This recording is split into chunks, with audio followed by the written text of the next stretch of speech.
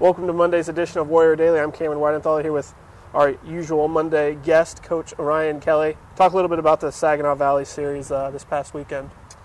Anytime you go to Saginaw Valley, it's going to be a fight up there, and they play good at home. They play hard. They want to win on their home field, and that's exactly what it was. On Saturday, we were fortunate enough to get two really good pitching performances out of our senior co-captains, Ethan Vasilauskis and Alex Pierce. They led us, and we were able to get a couple of wins on a nice doubleheader sweep. Coming back on Sunday, that was a great game, very well-pitched game on both sides. Their pitcher did a good job. Our pitcher, Kyle Zimmerman, did a great job. Both teams played pretty well defensively. Chris Jabbar came up with a great play defensively for us, throwing a player out at the plate. But ultimately, they got the hit when they needed to with runners on base. And it was definitely a playoff atmosphere weekend. I think it was a good experience for us to go through that as we go into our last regular season week of GLIAC play. And a couple of notes.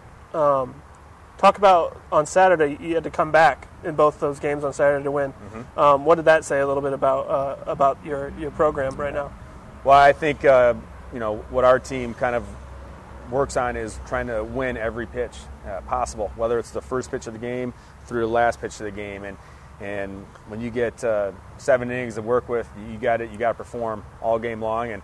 And with our offense and what we can do and what we can do on the mound, we're in every game essentially, and it's up to us to get the job done. And I think the resiliency came through on our end. Guys wanted to win, and they found a way to get it done. And going off that, you talk about the resiliency inside of a game. We haven't lost back-to-back games since March 28th. Talk a little bit about the resiliency from game to game.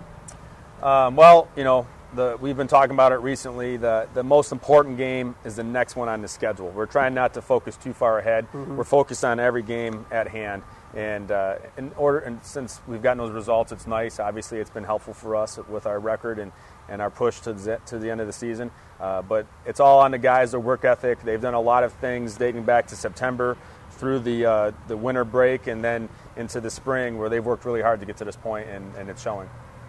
This week we got a rescheduled doubleheader at Tiffin on Wednesday, and then a pretty large regular season series with Grand Valley to end the regular season with some implications. Talk about the upcoming games.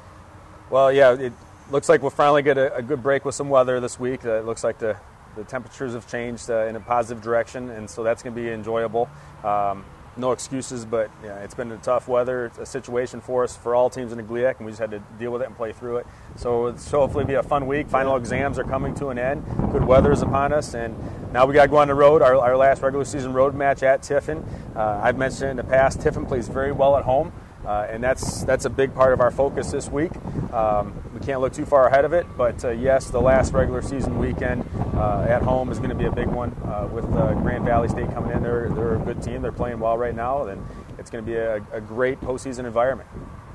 And then on Sunday, we got Senior Day with 7 seniors, a pretty impactful group of young men and student athletes.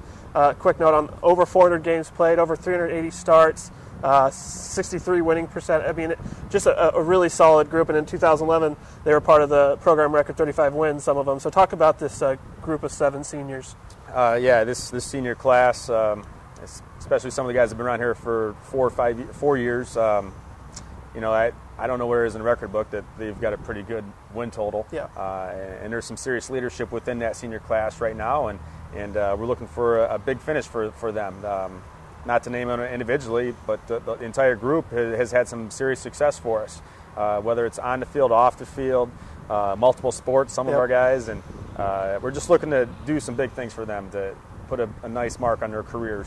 But again, it's a full team environment. We still need underclassmen to pick up those seniors and do some things big for us. But every year it's special to recognize seniors, whether it's this year's class, next year's class, 5 years from now, 10 years prior. Mm-hmm. Being a senior is something special, and it's something you will only get one chance in your life, and we're looking for our guys to finish strong.